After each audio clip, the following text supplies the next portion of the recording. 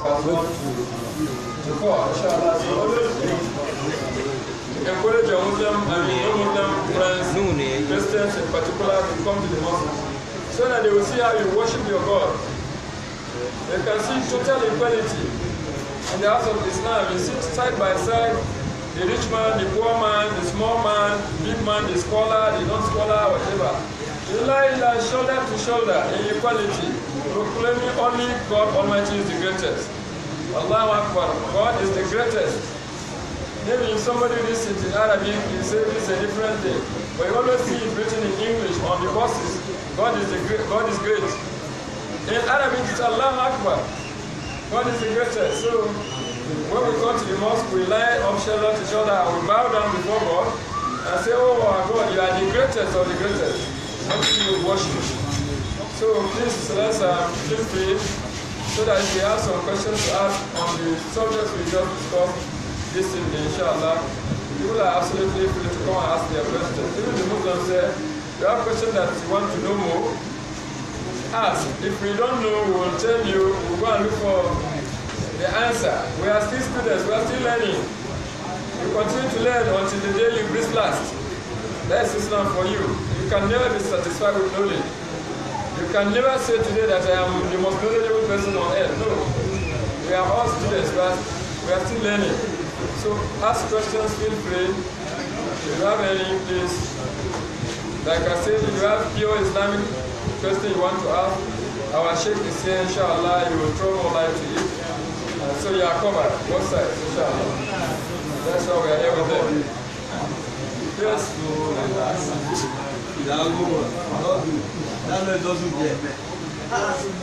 Non-Muslims are equally invited to ask questions, please. In any area of their choice.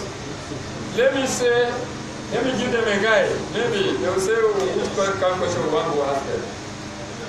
If you come ask, since Muslims don't believe in Jesus is God, if you come ask, why is it that you say Jesus will be God? We will explain. Or maybe one know, as Muslims, we don't believe say Jesus is the Son of God. Maybe one know why. If you come inside, or if you write, send her, say, why when I talk, say Jesus will be. And again, we talk, say Jesus not die for anybody's sins. Maybe you want to know again. If you ask, how can you explain to us today the Bible? Say, God, our Jesus never died. When our pastors are telling us that Jesus don't die. You come and ask, and then again, the Bible will show you. If you write, if you come, please ask your questions. Peace be unto him. When he was alive, he prophesied that Prophet Muhammad, peace be unto him, was coming. Jesus Christ had really prophesied that Prophet Muhammad, peace be unto him, was coming. How do we come to know about this? God revealed the secret to us, not from the Bible in the first instance. We come to know in 1 verse 6. There he will read us about the life of Christ before he departed. He said, Ya Bani Israel, O you children of Israel, Inni Rasulullah ilaykum. Indeed, I am a messenger of God sent to you. The Quran says Christ was a messenger of God sent to who? The Jews. And when you check the Bible carefully, you discover that Christ was a messenger of God. In John chapter 16, Christ said, I'm quoting him direct from the Good News Bible, simple English. Verily, verily, I say unto you, the servant is no greater than his master, neither is a messenger greater than he that sent him. Who is the messenger there? Jesus. So he said, Ya Bani Israel, Inni Rasulullah ilaykum. O children of Israel, indeed I am a messenger of God sent to you only. When you read the Bible carefully, in the book of Matthew chapter 1 verse 21, you see that Christ was sent to the Jews only. When you read Matthew chapter 2 verse 2, Jesus was sent to the Jews only. When you read Matthew chapter 2 verse 6, Christ came for the Jews only. When you read Matthew chapter 10 verse 5 to 6, my brother has been quoting this verse, Christ was sending his disciples to go and preach to people. And these 12 Jesus sent forth, commanding them, saying, Go ye not in the way of the Gentiles or Samaritans, enter ye not. Gentiles are non-Jews, like you and myself, including the Samaritan. He said, enter ye not, meaning don't go, but go ye rather unto the lost sheep of the house of Israel, meaning only Israelites alone. In Matthew 15, behold, a woman of Cana came and said unto him, Good master, have mercy on me, for my daughter is seriously possessed with the devil. But Jesus answered her not a word. His disciples came and besought her, saying, Go out of our way. Our master, this woman keeps crying after us. Jesus said, I am not sent, but only unto the lost sheep of the house of Israel. Matthew chapter 15, verse 24. The woman cried, she said, Master, even so, just help me. Christ said, it is not befitting to take the children's bread and cast it to the dogs. Which children? Children of Israel. Which bread? The gospel. Not ordinary bread you buy and take with. No. The bread there is the gospel. It is not befitting. It is not right. God didn't send me to you. God sent me to my people, the Israelites. So it is not befitting for me to take the message and give you. The message is for the Israelites. So the Quranic verse continues. Ya Bani Israel, inni Rasulullah ilaykum musaddiqan lima bayna yadayya min at-Tawrah. This is the second reason why Christ came. He came to confirm the law which went before him. And when you read Matthew chapter 5, verse 17 down to 20, you see the statement exactly there. Think not that I have come to abolish the law or the prophets. I did not come to do so, but to fulfill down to the end. مصدقا لما بين يدي من التوراة ومبشرا برسول يأتي من بعد اسمه أحمد. And in addition, I'm giving you glad tidings of a messenger to come after me. His name is Ahmad. Ahmad means Muhammad, means the praised one, means the comforter, means the counselor, means the advocate. All this is the name of Muhammad sallallahu alaihi wasallam or Ahmad. So when you read John 16:7, before Christ departed, he said, he made a prophecy. Nevertheless, I tell you the truth. It is expedient for you that I go away. For if I go not away, the comforter will not come unto you. But if I depart, I will send him unto you. So the Muslim comforter, Jesus said the comforter is coming. Who is this comforter? The Christians say the comforter is the Holy Ghost. John 14:26. But when you read the Bible very well, you discover that it can't be the Holy Ghost. Because one, Christ said, if I don't go, he will not come. If I go, he will come. When you read Luke chapter 1 verse 41, you see that the Holy Ghost was existing before Christ came. When you read Luke 1:67, you see Elizabeth had the Holy Ghost with her. In fact, Christ gave the disciples the Holy Ghost when he was alive. John 20, you read it very well. He says, as my Father sent me, so also I am sending you. When he spoke to us, he breathed unto them, said, receive ye the Holy Ghost. So he has given them the Holy Ghost. It's not the Holy Ghost that he was prophesying. He's prophesying of the coming of another comforter that will abide with you forever. John 14:16. Read also John 15:26. Read also John 14:30. Read also the book of Matthew 11:11. Christ said, verily, verily, I say unto you, among them that are born of woman, there is no reason greater than John the Baptist, notwithstanding he that is least in the kingdom of God is greater than he. So who is that person that was least in the kingdom of heaven, who was to be born of a woman during the lifetime of Christ Jesus, if not Muhammad sallallahu alaihi wasallam? So Christ has prophesied the coming of Muhammad sallallahu alaihi wasallam. Any other question? Wa alaikum salam. So my question goes like this. Now, today, when you come ask about all these things, they will tell you this is the Old Testament. yeah. And this is the New Testament. What's the difference between the New Testament and the Old Testament? There is no difference between new and old. Carry that Bible. That is my brother is reading. There is nothing called old and new. Open that verse. I told you where Christ says, Ya Bani Israel, inni Rasulullah ilaykum musaddiqan lima bayna yadayya min at-Tawrah. Tawrah is the book given to Moses. No? You understand? They know it today as the Old Testament, the generalized Old Testament. Genesis, Exodus, Leviticus, Numbers, Deuteronomy. Now, let's ask Jesus. Is there anything called Old and New Testament? Did Christ come to condemn the Old and the New? Read Matthew chapter 5 from that version. Matthew chapter 5. If you can't open, let them help you. Matthew chapter 5 verse 17. Now.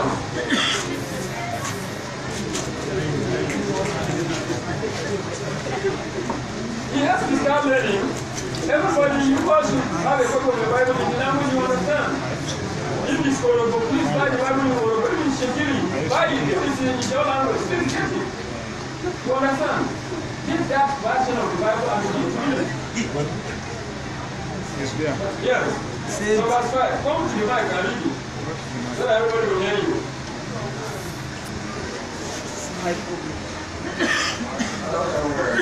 Matthew chapter 7, 5 verse 17 now. Listen. Do not think that I have come to do away with the law of Moses.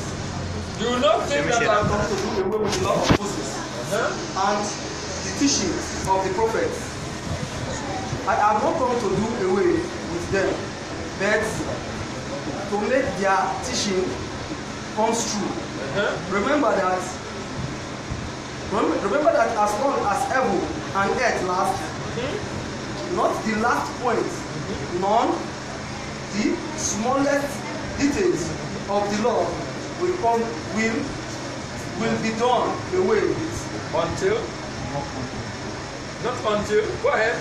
Not until the end of all things. All time. Well, until the end of all things. Good. You don't do. Anyway, read down to 20. It's very good also. So then, whoever disobeys, even the least important of this commandment, and it teaches others to do the same, will be least into the kingdom of heaven. On the other hand, whoever obeys the law and teaches others to do the same will be great in the kingdom of the heaven. Go ahead, verse 20. I tell you then that you will be able to enter the kingdom of heaven. I tell you therefore you will be able to enter the kingdom of God, Jannah, only if you are more faithful. Then the teachings of the law and the Pharisees. If they are more faithful than the teachers of the law and the Pharisees, that is the only way you can in doing what God requires. Check it out. Carry your Bible, don't be my own. Did you hear them? So nothing like Old Testament and New. Yes, sir. I don't know if I can continue. Go ahead. You know, I don't really know the secret about this. Is it true or I'm saying it, I don't really know how to say it. How do they brainwash people? Because there are so many people, all these things they don't even know. That is why you have to be there. I always challenge people, when I started reading the Holy Bible, I said, don't listen to manga at all. Don't listen to me. And let me add to my brother who I'm just meeting now. Don't listen to brother Lucas Bashir. Don't listen to us. Or any comparator you know, like Mabera that always come to your domain here. Don't listen to us. Tell the Christians, let them just get a copy of their Bible. Let them read Matthew chapter 1, chapter 2, chapter 3, chapter 4, chapter 5. If they understand what they read, they will come to the mosque and worship as Muslims. I always challenge them in public debates. I say chapter what? Let me reduce it for you. Let them read Matthew chapter 4, chapter 5, and chapter 6. They will come to the mosque and pray. Just tell them. That is why maybe he has never read the Bible before. He's reading it for the first time. And you see it clearly.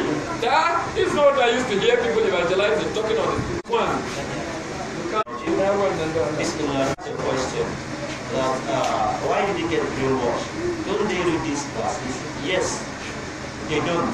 You know, in our world today, the average Christian or the average pastor to say is much more concerned about how much he has to get from the proceeds of the church, e.g. tithe.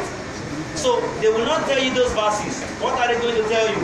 They will start bringing verses that has to do with prosperity. Allahu Akbar. They will start telling you, they know people are broken, or the average African man is so full of many of the problems that have been placed on him by the government, all those stuff. So he is not concerned about studying the academic part of the Bible, but he needs an instant solution to his problems. And that's why you see so many Muslims in our community today also going to church, looking for miracles up and down. They are not going for whom to worship. It is not as if they really want to worship God, but they need an instant solution to what is wrong with them, and then they need money. Takbir. Any question? Continue. Go ahead. Go ahead, please. Then the next question I have is this. When you find yourself in the midst of these people that deceive people, and you are not Islamically educated, and if you come to the Bible, you are not educated also, what's the best advice you give the average Muslims how to deal with them? The best advice in the first instance is that every Muslim must wake up and look for news. The Holy Prophet Muhammad sallallahu alaihi wasallam, seek ye knowledge, even if it's as far as China. Again, seek ye knowledge from the cradle to the grave.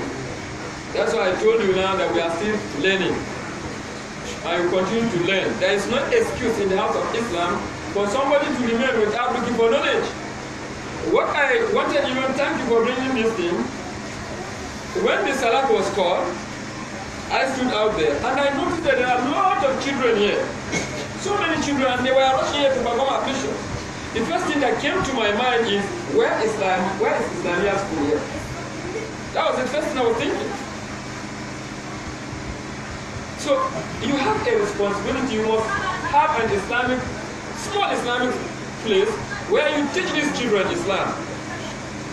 By the time they begin to learn Islam, nobody can deceive them. But we pay more attention to Western education, we forgot the other side of spirit. And that will not help us at all. Try as much as you can, even if it's inside this mosque. Ensure that you teach these children Islam every blessed day, if possible. Equip them. Even the adults, please begin to learn Islam the more. If you are calling Salat, why are you calling Salat? You understand? If I am doing like this to worship, why am I doing so? Islam is not like Christianity, as my brother said. They will just ask you, close your eyes and pray, and then you agree. No. You must know everything you are to do in Islam. And you can't know it except you have knowledge. So no excuse. You don't have the knowledge and you want to talk to the Christians. How do you do that? I have given you speaking. Yes, can go and die, you need Jesus. And the guy is off. They can't circumcise God in the flesh. You can't see God, but people saw God. I mean, so it's easy to bring in to engage a Christian. Let me tell you the truth. Even if that Christian is a bishop and is a professor in Christian religion, if you don't know Alif and Ba'o in Islam, and you don't know ABCD in Western education, you can engage that professor, and you help us.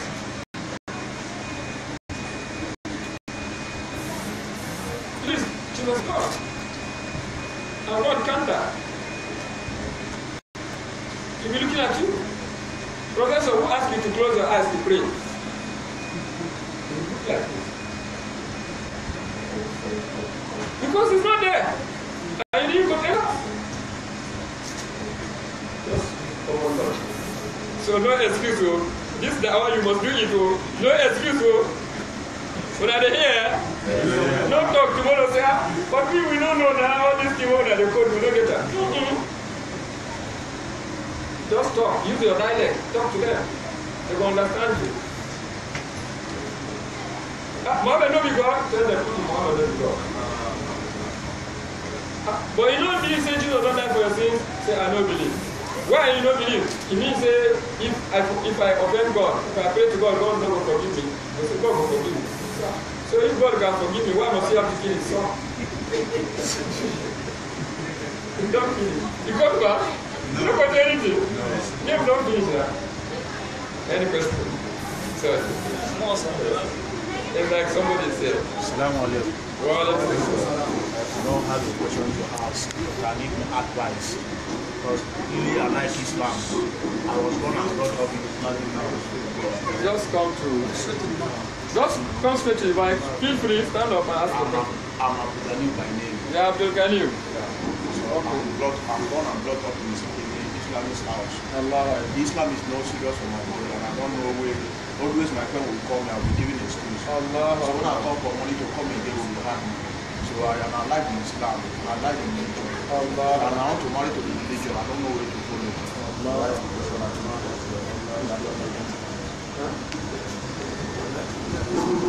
I said to you, Miss Abdul Ghanim, so it's your brother too.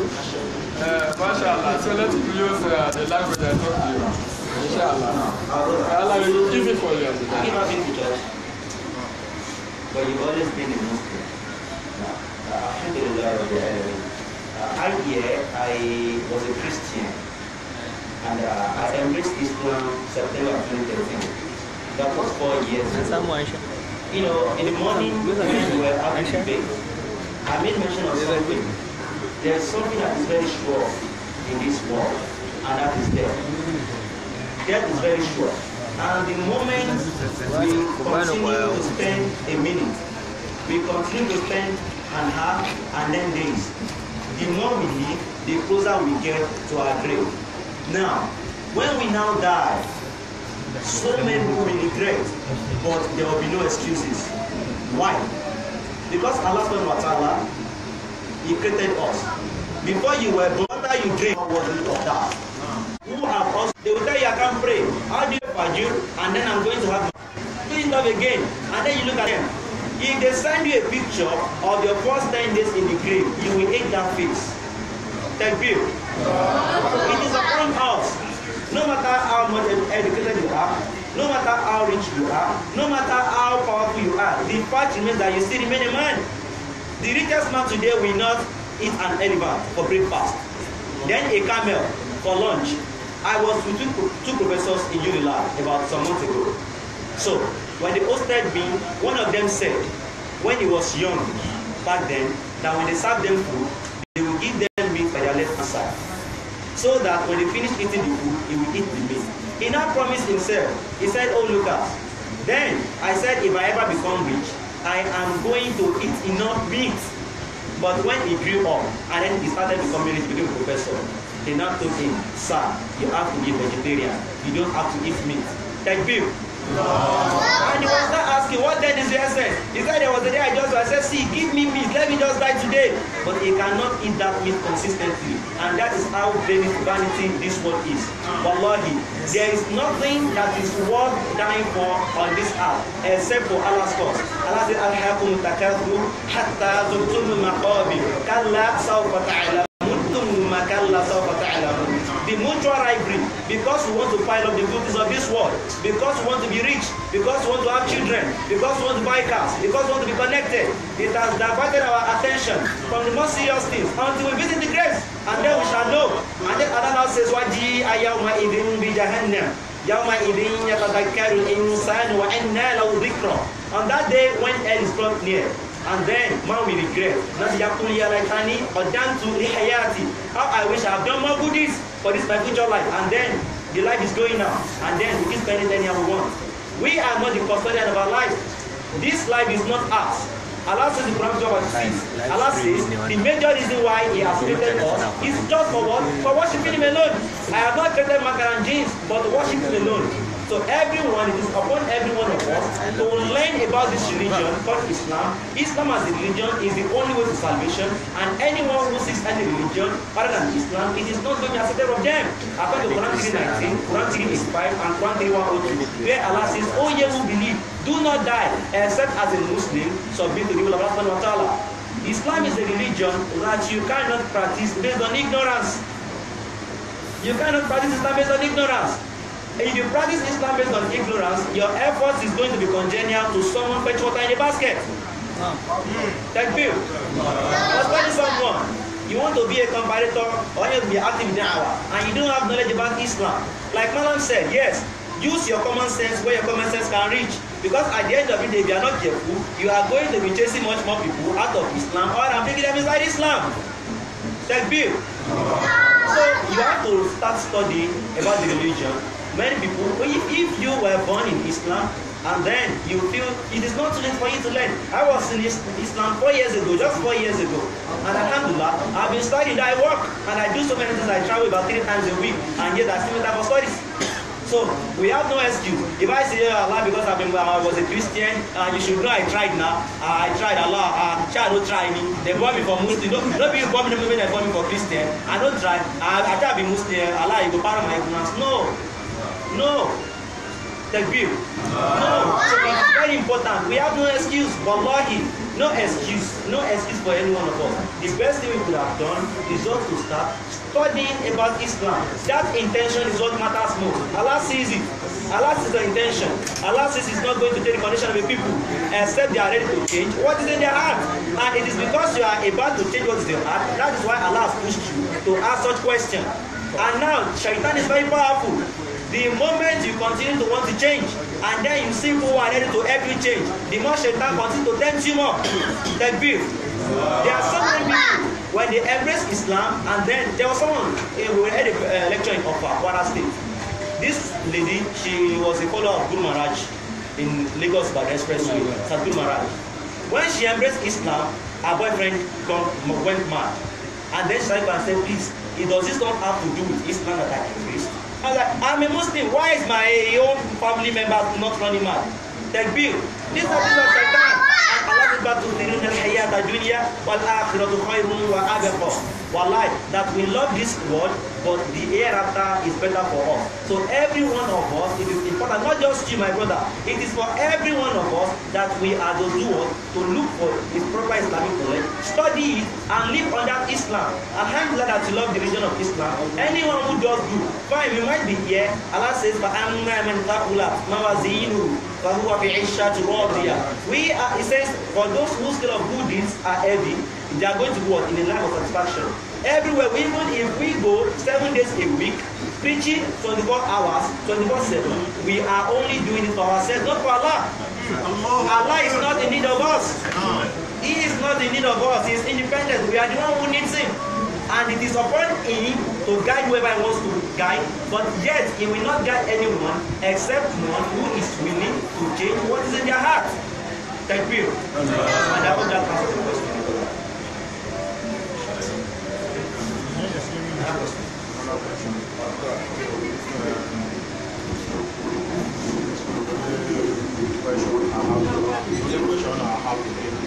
Advice to give me, I need enough advice because like I believe that God cannot stop somebody to stop us. I believe this one. Isolation can destroy person. So the only advice I need because my kids, my friend, is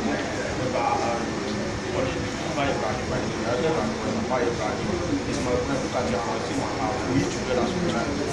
And we are different language. We are different language. He loves me. When he loves me, every way he knock my door, he wait for me. And let's go to the mall. Let's go to the mall. And this morning, I just give one or his school or give me this one, give me this one. I don't know what he's doing coming over me. Can how to be as much as be. That is the answer. Thank you, Abdul. Thank you, Abdul. Allah will make it very easy for you, inshallah. Like my brother said, Allah has chosen you. That is why He gave you the courage to come into this mosque and ask this question. You need an advice. The greatest advice has been given to you. And that is, wake up and look for me. And the second one is that you must struggle and fight the devil. Shaitan is your greatest enemy. And the greatest enemy to everybody, including me. And including my younger sheikh here. Everybody, Satan, the devil is our avowed enemy. God told us. Alhamdulillah, Ustaz who? Your friend? Baba Ibrahim. Allah will continue to strengthen you the more. But you have a big responsibility. As from today, we will live here, maybe we will not come. Only Allah knows. Maybe by tomorrow you hear that manga is there, this man is there. It's possible. Even if we are alive, he is your closest neighbor. And for you to wake up and come to the masjid and observe your salah, you wake him up, he's still reluctant, and yet he has the love of Islam, then you have a greater work to do. You must ensure whatever means to make sure that you encourage him continuously until when you are able to bring him into the mosque. And then the little you know about Islam, even if it is one surah, begin to teach him little by little. And again, these videos we are recording now, get as many as you can afford to get. If he has a set, help him download it. Let him be listening to this set. Good. So you keep on listening to them small. If you are playing music, if you love music too much, reduce playing that music. You understand? Then watch the type of friends you follow. The white man says, show me your friend, I will tell you who you are. You understand? And that is real. So watch the type of friends you are. Glued to Baba Ibrahim. Let him be your friend. If you accept him to be your friend, then you will be surprised to see yourself coming 5 times a day to worship. For other friends outside, they will continue to occupy your time. Allah says, "Wal asr, innal insana lafi amanu wa amilu." I don't even want to go to what our service act, what our service. Everybody is in a state of loss, including me, except those who do good of righteousness. So please fight your heart. It's a struggle. It's a matter of struggle between the heart and the devil, between yourself and the devil. You understand, Abdul? Please, just summon courage. The way you bring, Allah will continue to be with you, and inshallah will continue to do there. That Allah should help you to come out of this bondage of the devil, so that you continue to serve in Islam, inshallah. And I believe as from today, your life will change. Inshallah, we pray that from today, your life will change. We also pray that as from today, your life will change. And inshallah, we'll continue to go by Abdul to the mosque to pray, inshallah. Inshallah, we'll continue to pray for you, inshallah. Allah is going to make you very, very easy, inshallah. Anytime that you come to the mosque and feel reluctant, just say, A'udhu billahi minash shaitanir rajim. Can you recite it? A'udhu billahi minash shaitanir rajim. You will, inshallah, see yourself in the mosque. The moment you feel, he said, let's go to the mosque, and say, oh, let me wait. Just say, A'udhu billahi minash shaitanir rajim. Inshallah, the shaitan will run away from you and you come to the mosque. So it's a matter of struggle, and Allah will continue to help you. Allah will help you to come to the mosque. Inshallah. We are even lucky that God that they didn't take you to the church. Allah will help you to go to the mosque. Inshallah. Yes, sir. My question goes like this. Why Christian want to pray? They will not use calf. They will use calf. Don't know where it's in the Bible or whether if Christians want to pray, they don't use cap. They will remove their cap. Men or women? no, the men. But no, it's not biblical. Wearing of the cap to go or for Christians to worship. Is it worship or prayer? If they want to pray, if they want to pray, Malam. They want to pray. Let me understand him. If they want to pray Muslim. I want to understand his question.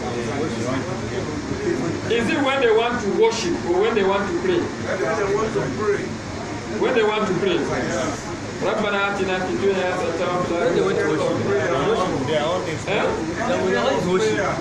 Pardon?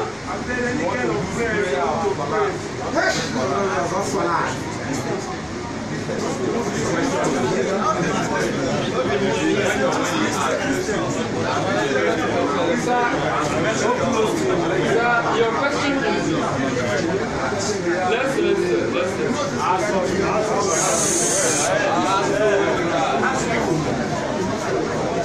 Sir, your question is this. Why is it that Christians don't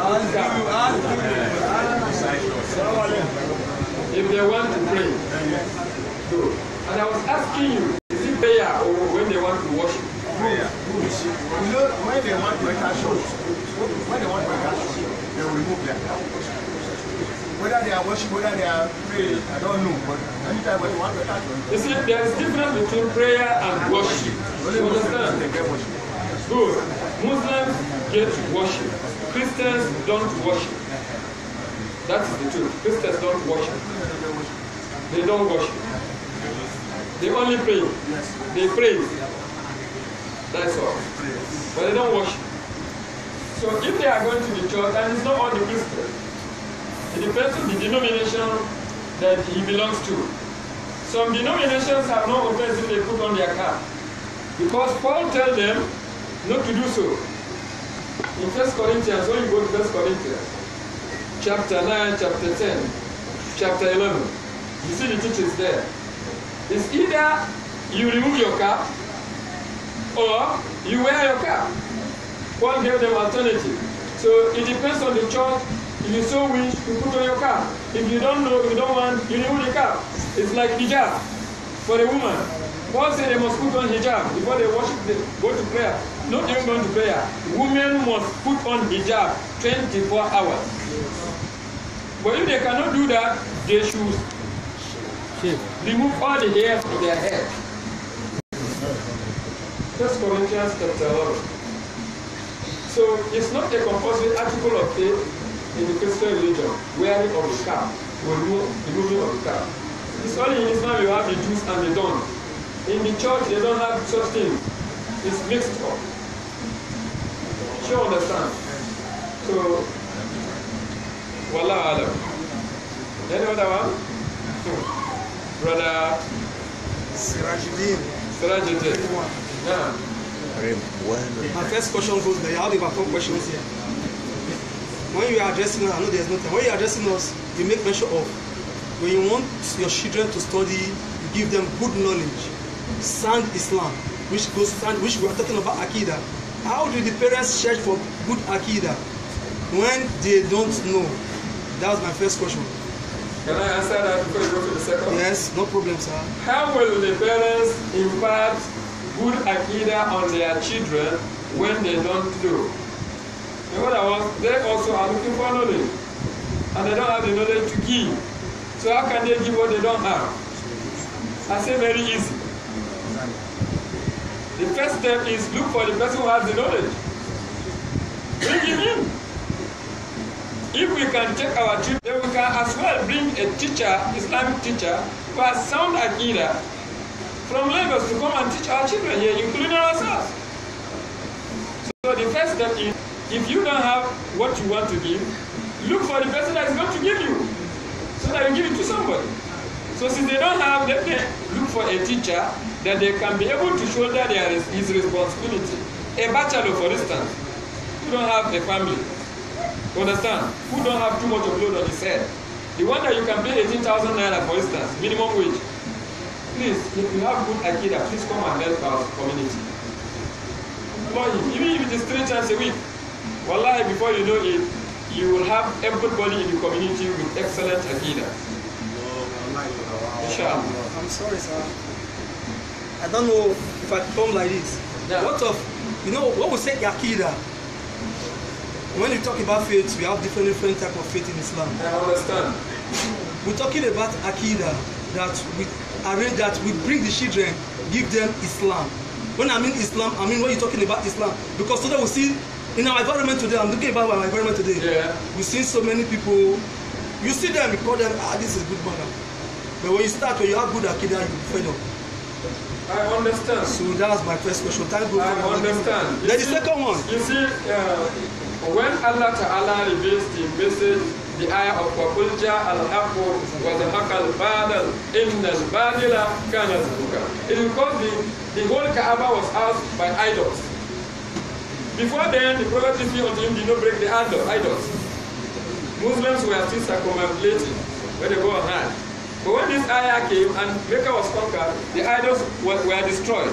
In other words, darkness has vanished that time, and light has put Islam the way he is practicing it. Do you understand? If he has a child, he is going to give him the same system of knowledge. and the same system of training. But the very day he has a superior knowledge and advanced, come to realize that if you are doing tahiyya and you do like this, there's something wrong. Are you watching me? You sit for tahiyya and do something like this. Do you understand? Do you understand? There's something wrong. When they recited the hadith for me, no, this is wrong. How you are going to, the hadith, the tradition says, you fold all the fingers and then you bring this one. Then how are you going to fold the fingers? Scholars now get divided. They say you put it like this. And even up till now that we pray Isha, I'm still learning how I can put this thing in without this one coming out. So you keep on learning every day. The moment you hear anything, you say, oh, sorry God, I was doing this mistakenly, so forgive me. You continue from where it stopped. So Akida, good Akida, excellent Akida comes with knowledge and understanding. And may Allah make it easy for the entire of Wali community to have excellent Akida. To stand on the excellent Sunnah. That is why I quoted Allah Ta'ala telling us about Muhammad Sallallahu Alaihi Wasallam. He says, أعوذ بالله من الشيطان الرجيم لقد كان لكم في رسول الله أسوة حسنة لمن كان يرجو الله واليوم الآخر وذكر الله كثيرا. So we have an excellent pattern of behavior. With the life of the way Prophet Muhammad Sallallahu Alaihi Wasallam, Allah will help you. One day Allah is going to raise an excellent young man here that's going to teach you Islam. Excellent. Without even much stress. Just keep on struggling. Allah will make it easy for you, inshallah. Yes. So we're talking about music here. Music. Now, when you were advising the brother, you told him if you are playing, if you love music so much, you should what? Depreciate it. Music, we know when you come to Surah Al-Luqman, we're talking about Luqman Hadith, the ulama classify music as nothing. Music cannot go with this. So, is there anything like Islamic music? Because today, I promise I'm not here. Okay. Today, that's why people are saying this is Islamic music. I do this. So I don't really know if we have something called Islamic or Luqman Hadith is anything that concerns music instrument. There are passes music. Conventional music. I later down Maraya in Hausa, it is for instance, one naira. If you put on the wristwatch, it's going to give you the same time. You understand? Whether this one costs 2 million, this one costs not more, they are reducing your iman. So you have to be very, very careful with Judaism. Allah told us, لا تجدن أشد الناس عداوة للذين آمنوا اليهود والذين أشركوا. Strongest in enmity to the Muslims will you find those who are in paganism, who are in Judaism. Next to them are pagans. So the Jew is your strongest enemy because he knows he's going to hell. Allah says he should leave. He said, Amana. Kadu Samina wa Asayna. We hear, we are not going to obey. But you say, Samina wa Adana. We hear, we obey. So he knows he's going to hell. And he's looking for people that he's going to drag to hell. So don't give him that opportunity. Music, if you want the best music, read the glorious Quran. When my brother was reciting the glorious Quran, he didn't know how I was feeling. Because of the two and excellent music. Listen to Sudais and hear the way Sudais recite the glorious Quran. Excellent music. Even Christians testify that the music moves them. They're not Muslims. Wonderful music. You get sawab, you get reward for listening to it. So why do you have to waste your time listening to things that cannot add any value to your life? I hope Allah will help us to move out of the chain or the bondage of Judaism. Your questions are over? Time. So alhamdulillah, alhamdulillah, alhamdulillah. So no Christian here who have questions to ask. Nobody will want to come to Islam, even outside or close by. Nobody. Ustaz, nobody. Nobody. So Almighty Allah make it easy for all of us. Allah Ta'ala accept our